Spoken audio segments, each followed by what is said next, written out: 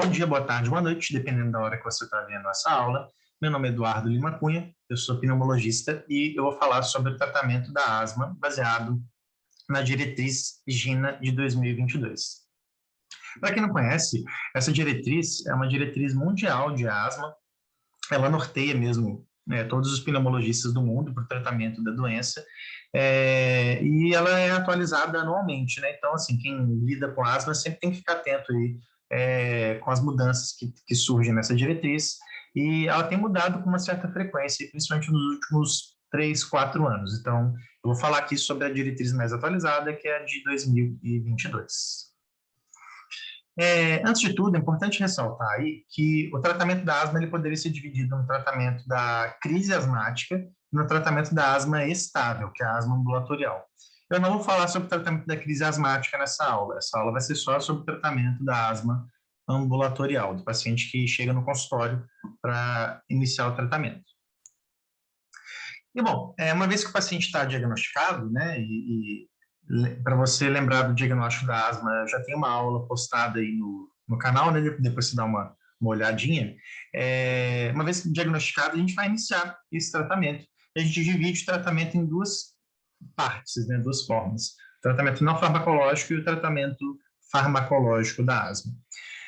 O tratamento não farmacológico, pessoal, ele envolve basicamente a eliminação ou a redução dos gatilhos ambientais.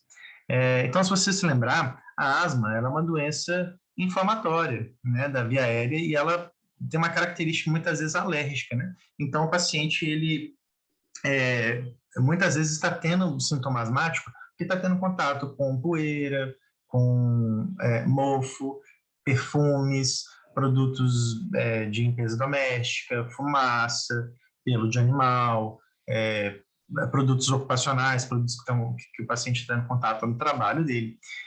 Então, a gente tem que orientar para que o paciente elimine esses fatores ou reduza pelo menos o contato com eles, né? Por exemplo, na casa, né, uma coisa que gera muito acúmulo de poeira doméstica é a tapeçaria. Então, tapetes, cortinas, aquela coberta de pelinho que fica guardada no verão, você tira só no inverno, né? Então, tudo isso são fontes de acúmulo de poeira, que é um gatilho para os sintomas asmáticos, por isso a gente tem que orientar o paciente à eliminação mesmo desses fatores, né, dentro do possível. E o tratamento farmacológico, ele requer algumas considerações especiais aí, tá? Então, eu sempre gosto de trazer uma mudança que teve na diretriz GINA de 2019, para asma leve, né, para o tratamento inicial da asma. Por que eu gosto de trazer isso aqui? Porque isso aqui foi uma grande mudança nos últimos anos do tratamento da asma, e se você for conversar com um médico que não se atualizou de 2019 para cá, ele vai falar algo diferente do que eu vou explicar nessa aula, tá? Então, confie em mim, eu estou falando que está atualizado agora para 2022, né? Essa é a informação mais recente. E aí eu trouxe o texto lá da própria diretriz, né? Então, olha só, em 2019, o GINA de 2019, ele coloca aqui o seguinte, que para todos os adultos e adolescentes com asma, a gente deve prescrever alguma medicação que contenha corticoide inalatório. Todo paciente deve utilizar corticoide inalatório, mesmo nas etapas iniciais do tratamento.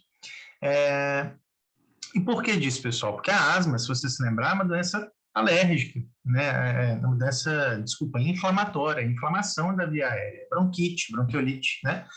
Então você precisa desinflamar a via aérea do seu paciente. E como que a gente desinflama? Dando anti-inflamatório, né? Que no caso aqui vai ser o anti-inflamatório esteroidal, né? O corticoide. Então, o paciente tem que receber corticoide inalatório em qualquer etapa da doença, tá? Essa é uma das grandes diferenças de 2019 para cá. Até antes de 2019, quando o paciente tinha uma asma leve, a gente utilizava só um beta-agonista de curta ação. Então, vamos supor, o paciente tinha sintoma 1 a 2 vezes por mês, sintoma bem espaçado. A gente dava só um broncodilatador quando ele se sentia mal, quando ele tinha alguma crise, alguma coisa do tipo. Mas aí a gente viu que esses pacientes eles acabam tendo uma frequência de exacerbação maior, eles estão em risco de morrer por asma mesmo tendo um pouco sintoma. Então, a gente, por isso, agora deve sempre prescrever corticóide inalatório, beleza? Esse é um ponto importante. E aqui eu trouxe para vocês, então, uma tabela que resume o tratamento da asma segundo a diretriz de 2022. Olha que delícia essa tabela, né? Você olha, já te desanima, já te faz querer fechar a aula e mudar de curso, né? Mas não desanime, porque eu vou facilitar, vou mastigar isso aqui para vocês, tá? O que eu gosto de ressaltar aqui na tabela do GINA? Duas questões. A primeira delas é que o tratamento da asma ele é feito por steps, ou seja, ele é feito por um passo a passo. E a gente faz isso na prática mesmo, a gente inicia um tratamento com o paciente, a gente revê como é que ele ficou. Se ele não melhorou, a gente dá um passo acima, né? A gente faz um step up e a gente reavalia. Se ele não melhorou, a gente faz mais um passo e assim vai, né? E a gente também pode fazer a via contrária. Se o paciente melhora, a gente pode ir tentando reduzir o tratamento conforme ele for se adaptando bem ao tratamento, né? Então, esse é um ponto importante. O tratamento da asma ele é feito em steps, em passo a passo. E uma outra coisa que eu quero chamar a atenção é que nós temos duas vias possíveis de tratamento. Essa aqui de cima é a via preferencial, é a nossa via de escolha para o tratamento da asma. Então, a gente sempre vai tentar prescrever nessa sequência que está aqui em cima, certo? Porque ela é melhor, ela oferece maior chance de controle da asma. O único problema é que ela é um pouco mais cara do que a via de baixo. E por exemplo, para os nossos pacientes do SUS aqui no Brasil, muitas vezes a gente vai seguir a via de baixo, que é a via considerada alternativa, tá? Mas eu vou explicar as duas para vocês com foco nessa primeira, que é a que a gente deve sempre tentar oferecer inicialmente, beleza? Independente da via que você escolher, tem alguns pontos que são importantes, alguns princípios terapêuticos que a gente tem que respeitar no tratamento da asma. Então, primeira coisa, corticóide inalatório para qualquer paciente asmático, em todas as etapas. Já está bem reforçado. Segundo ponto é que o paciente tem que ter uma medicação de controle e uma medicação de alívio. Na maioria das vezes, tá? Vocês vão ter algumas exceções que a gente não segue isso, mas na maioria das vezes o paciente tem que ter uma medicação de controle e uma medicação de alívio. O que é medicação de controle? É aquela medicação que o paciente vai utilizar diariamente e ela vai deixar o paciente bem, ela vai deixar o paciente próximo do normal, próximo do assintomático. Então, é ela que deve ser o nosso o maior foco ali do tratamento do paciente. Agora, mesmo o paciente bem controlado, ele pode eventualmente ter um ou outro sintoma de escape, né? Vamos supor, ele foi visitar a tia Gertrudes, que tem lá 100 gatos na casa dela, não passa uma vassoura na casa tem mais de mês, né?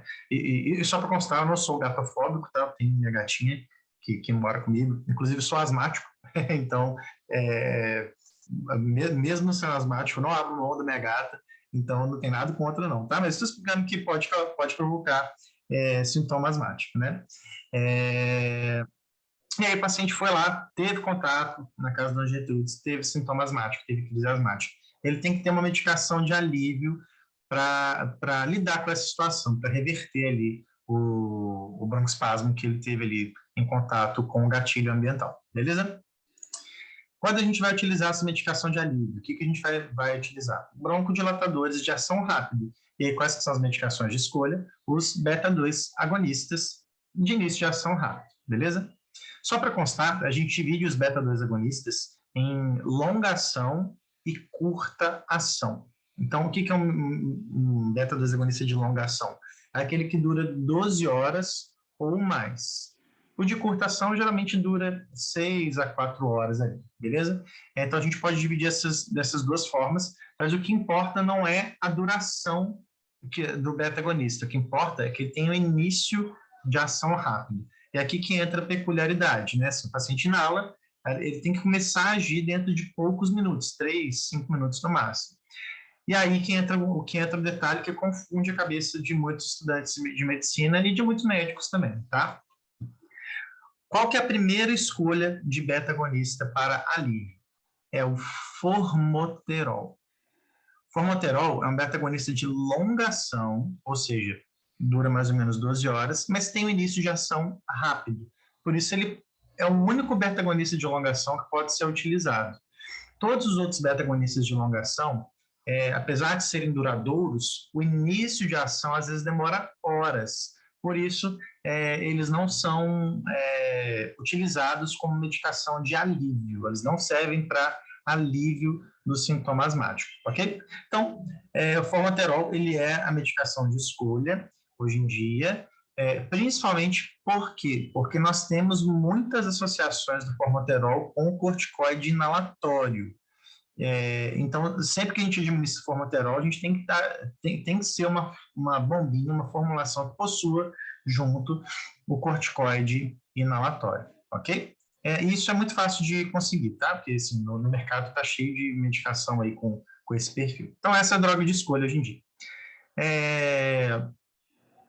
E uma outra possibilidade seria um beta-agonista de curta ação. Aí pode ser qualquer um, tá? Qualquer beta-agonista de curta ação tem iniciação rápida. Exemplos aí, o salbutamol, o fenoterol, que era o Beratec, né? Que está saindo de linha, né? Tá saindo do mercado. Mas lembrar aí dessas possibilidades, beleza? Então, é isso. E um ponto importante aqui também, pessoal, que muita gente faz confusão. A gente não deve associar dois beta-2 agonistas de longação diferentes. Então, eu já falei alguns nomes para vocês, o formoterol, salmeterol, vilanterol, olodaterol. A gente não deve associar duas medicações diferentes, ok? O paciente só pode usar uma. Se você escolher um, você só vai usar ele no tratamento da asma. Você não vai misturar com outro beta-agonista de longa ação. O que você pode fazer é associar um de longa com o outro de curta ação. Isso pode acontecer, mas dois beta-agonistas de longa ação, você não deve fazer isso, tá? É proibido. Isso aumenta o risco de efeitos adversos. Quais que são os efeitos adversos dos beta-agonistas? Os efeitos adrenérgicos, né? Então, taquicardia, tremor, hipertensão, né? Etc, etc. Beleza? Bom, eu vou deixar minha telinha aqui no meio, espero que não esteja atrapalhando aí o vídeo. E aí eu vou colocar, então, o tratamento preferencial da asma, então a primeira escolha lá do GINA.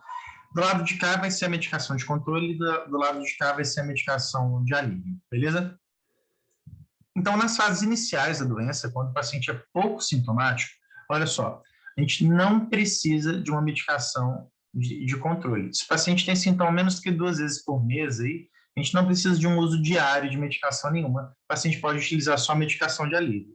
E qual que vai ser a droga de escolha para o alívio?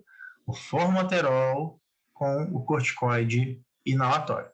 Tá? Então, essa é a associação. Então, o paciente, por acaso, teve um sintoma hoje, ele faz uma inalação dessa medicação e show de bola. Vai tocar o dia dele, vai tocar a vida dele e pronto. Vai utilizar de alívio, só se necessário mesmo. Se isso não estiver sendo suficiente, se o paciente estiver tendo sintomas mais frequentes, aí ele vai ter que passar a utilizar uma medicação diária. E qual vai ser a medicação diária? A mesma, o formoterol com um corticoide inalatório em dose baixa. O corticoide inalatório em dose baixa diariamente, ele vai desinflamar a via aérea e o broncodilatador e o formoterol vai fazer uma broncodilatação constante, né? Então o paciente vai fazer isso aqui de 12 em 12 horas todos os dias e isso geralmente é o suficiente para controlar a maioria dos pacientes, tá? Caso ele venha ter algum sintoma em uso dessa medicação, ele pode utilizar a própria medicação para alívio. Por quê? Porque o formoterol ele pode ser utilizado como medicação tanto no controle como no alívio. Beleza? O paciente não está legal. Você precisa aumentar o tratamento dele. O que a gente vai aumentar? A gente vai aumentar a dose do corticoide. Então, a gente vai manter o formoterol, só que agora o corticoide ele vai estar numa dose moderada, de 12 em 12 horas. De alívio, a mesma coisa, a gente vai priorizar o formoterol com corticoide inalatório. E aí, se o paciente não melhorou com essas medidas aqui, aí a gente vai passar para alguma dessas etapas que eu estou mostrando aqui abaixo para vocês, e que eu vou explicar melhor nos próximos slides, tá? Mas a gente pode aumentar o corticoide inalatório, a gente pode acrescentar antileucotrieno, azitromicina profilática, corticoide sistêmico, imunobiológico, e faltou aqui ainda o anticolinérgico de longa ação, tá? Então a gente poderia acrescentar várias outras medicações aí, beleza? E aí aqui, opa, me antecipei um pouquinho aqui, aqui é a segunda via do tratamento, né? A segunda escolha, caso o seu paciente não tenha condição financeira ou não tenha acesso às medicações que eu falei no slide passado, essas aqui, elas são mais acessíveis, tá? Inclusive pelo SUS a gente consegue com uma facilidade. Então, nas etapas iniciais do tratamento, o que a gente vai fazer para o nosso paciente? A gente vai dar para ele um beta-2 agonista de curta ação, mais um corticoide inalatório. Qual que é o problema? Na maioria das vezes, a gente vai ter que fazer isso aqui por via de duas bombinhas separadas. A gente vai ter que dar o corticoide, o beta-agonista em uma bombinha, e o corticoide inalatório em outra bombinha. Então, isso é antiprático. Até existe uma formulação que seria o chamado Clenil Compositon, que tem o beta-agonista e o corticoide inalatório juntos, mas só que ele também é uma medicação paga, né? Então, alguns pacientes eles não vão ter condição financeira para adquirir a medicação, beleza? Mas tá aí, seria uma opção. Aí, imagine que seu paciente não está bem controlado, ele está tendo sintoma com uma frequência grande ainda. O que a gente vai ter que fazer? A gente vai ter que iniciar uma medicação de controle para ele. E aí, lembra o que nunca pode faltar para o nosso paciente? Corticoide inalatório.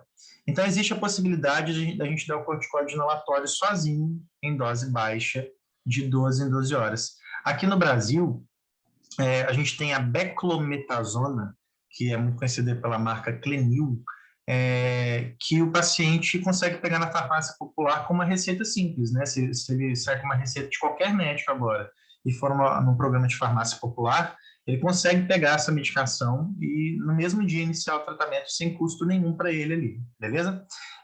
Então, por isso é uma via que a gente utiliza bastante no SUS, tá?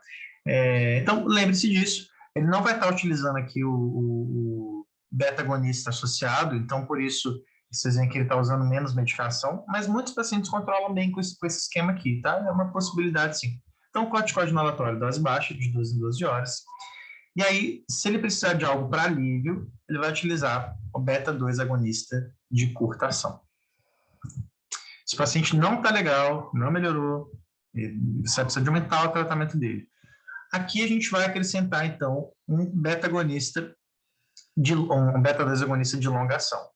Aí pode ser qualquer um, tá? Pode ser o formoterol ou pode ser os outros beta-agonistas de longa ação, como someterol, como vilanterol, bolodaterol. Aí você escolhe a sua preferência, né?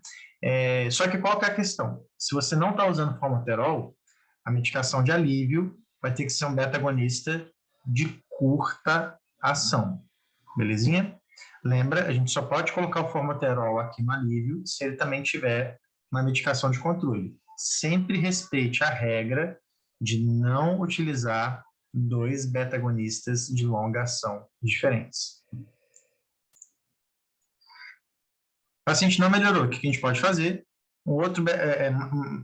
Mantendo o beta-agonista de longa ação, a gente vai aumentar a dose do corticoide inalatório para uma dose moderada a alta, o alívio, beta-2 agonista de curta duração, ou o formoterol, caso aqui seja o formoterol, né, não esquece disso. E se o paciente não melhorou, a gente vai para a próxima etapa, que é, novamente, o uso de corticoide em alta dose, antileucotriena, azitromicina, corticoide sistêmico, imunobiológico, anticolinérgico, que não está aqui, e assim vai. Então, assim, né, vocês veem que é uma coisa que pode ser um pouquinho complexa, mas conforme a gente for praticando, vai ficar mais fácil de vocês entenderem. Aqui eu deixei uma listinha das medicações inalatórias que a gente tem por aí, né? Na verdade, essa é uma lista das medicações de DPOC, mas as de asma são muito parecidas, quase que as mesmas. Depois vocês passem o olho, né? Se familiarizem com os nomes aí, né? Só ver que tem vários nomes desafiadores aí para vocês decorarem, né? Mas tem que saber isso aí, né? Assim, tem que estar familiarizado com isso aí para a prática de pneumologia, beleza? Muito bem.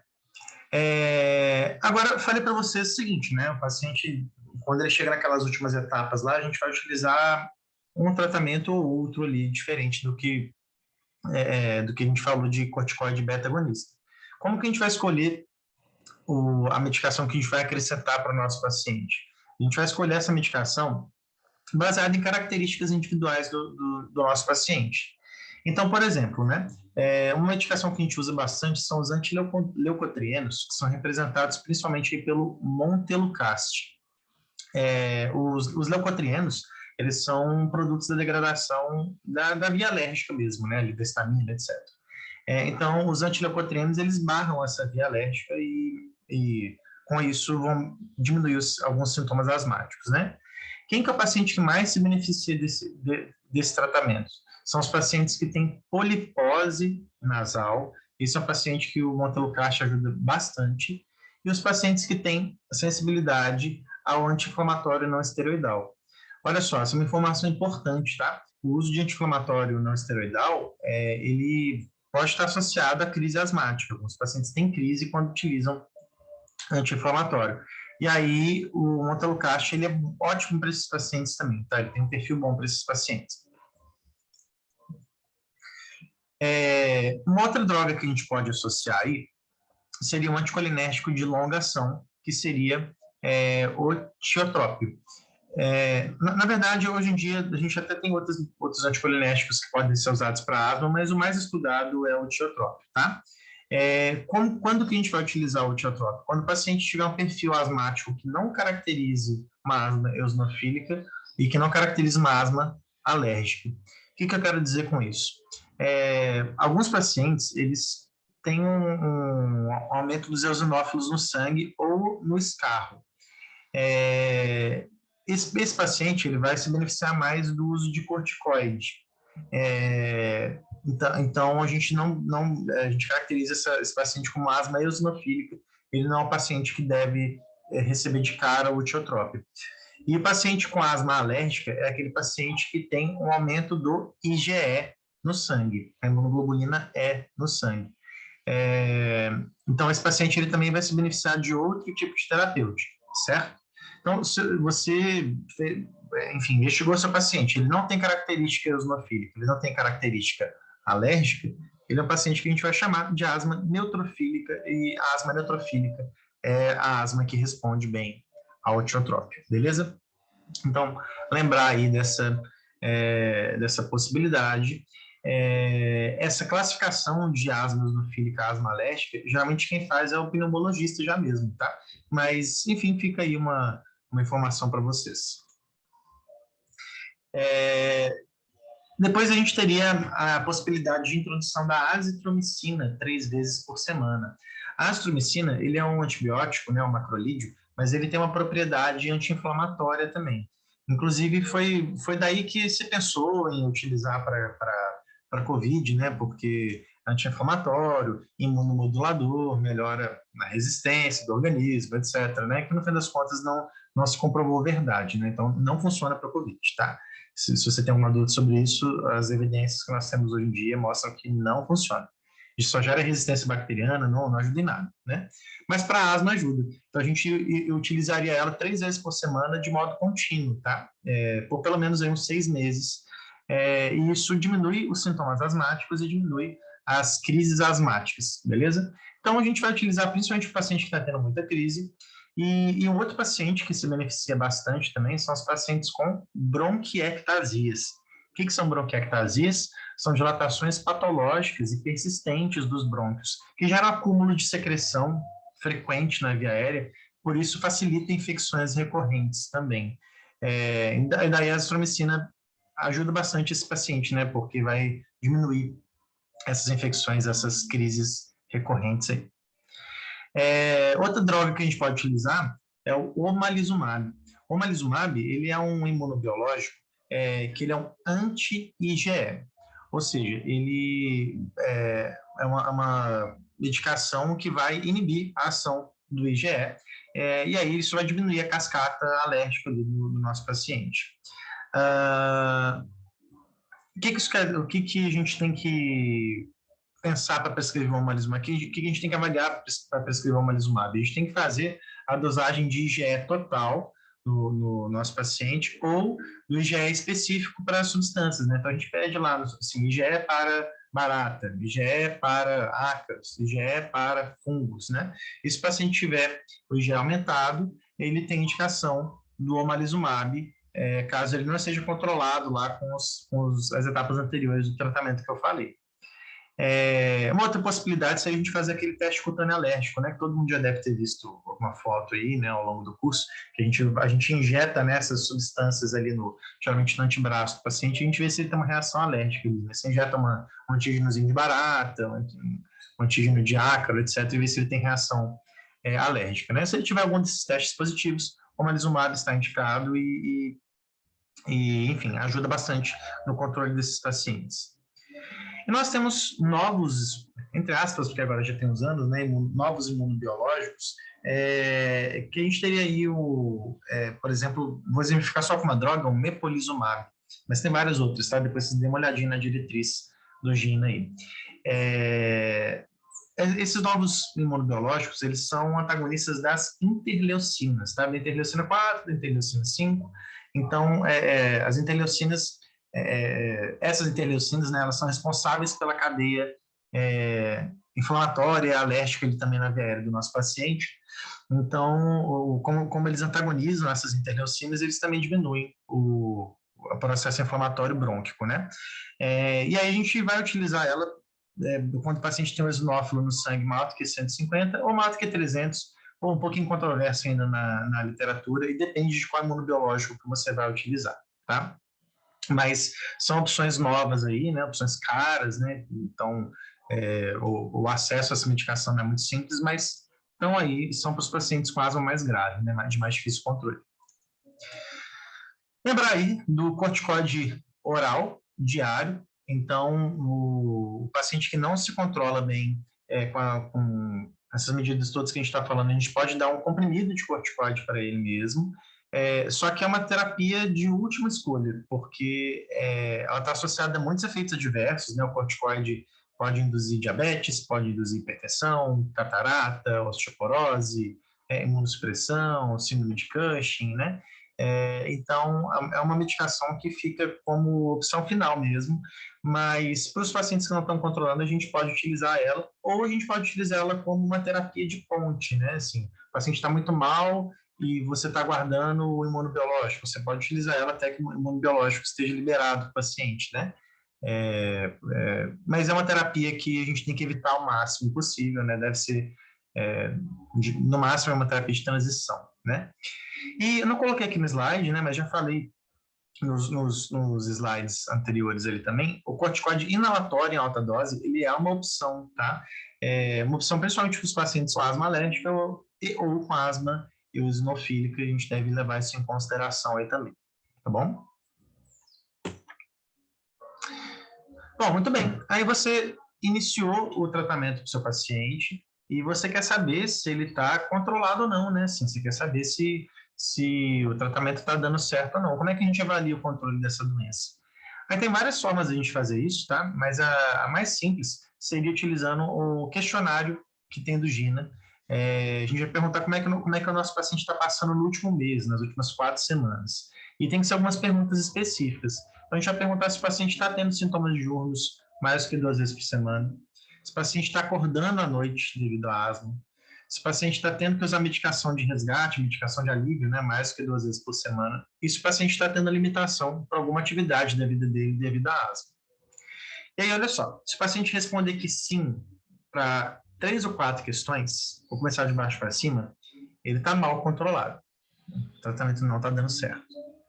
Se ele responder que sim para 1 ou para 2 questões, o tratamento está parcialmente controlado. E se ele não responder, se ele responder não para todas, né, ou sim para 0, ele está bem controlado. Então, pausa o vídeo um pouco, olha com calma aí a tabelinha, olha isso aqui para você entender como que a gente sabe se o nosso paciente está bem controlado ou não, tá? Em toda consulta de retorno, a gente tem que fazer esse questionário, beleza? Uma vez que você perguntou isso para o seu paciente, vamos supor que o paciente esteja com controle parcial ou mal controlado, o que a gente vai ter que fazer? A gente sempre vai ter que verificar a técnica inalatória do paciente, você vai ter que ver se ele está usando a bombinha da forma correta, se ele está sabendo como que usa, se a adesão dele está adequada. A gente vai orientar e corrigir os gatilhos ambientais com ele, beleza? Se isso aqui tudo tiver ok, o paciente tem uma técnica boa, o ambiente dele está satisfatório, a gente tem que aumentar a medicação do paciente, a gente vai ter que subir aquele passo a passo ali do nosso paciente, belezinha? E se o paciente estiver bem controlado por 3 meses, 3 a 6 meses, a gente pode tentar reduzir o tratamento. Entendidos? E, finalmente, para a gente classificar a asma desse paciente, né, como é que a gente vai falar qual é o perfil asmático? Uma asma leve? Uma asma moderada? Asma grave?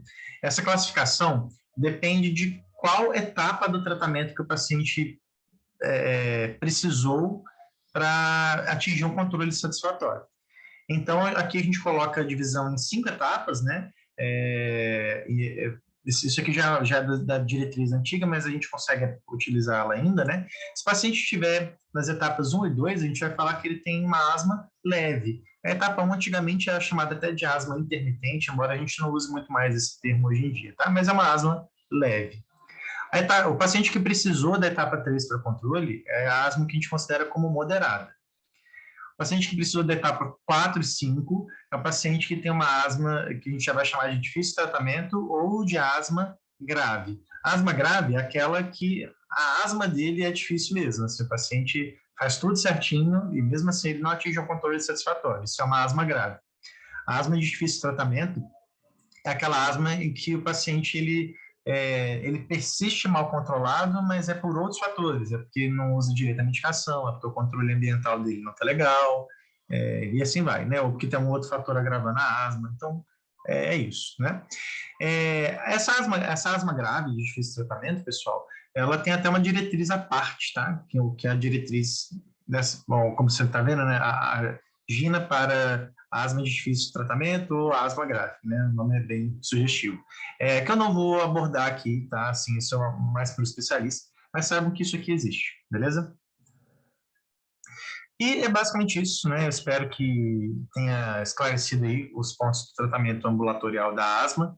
Peço desculpas aí se tive alguma intercorrência aí no vídeo, porque tem cachorro latindo no fundo, funk tocando no fundo aqui, mas espero que tenha sido proveitoso e a gente conversa sobre o assunto na próxima aula aí, beleza? Um abraço e tchau.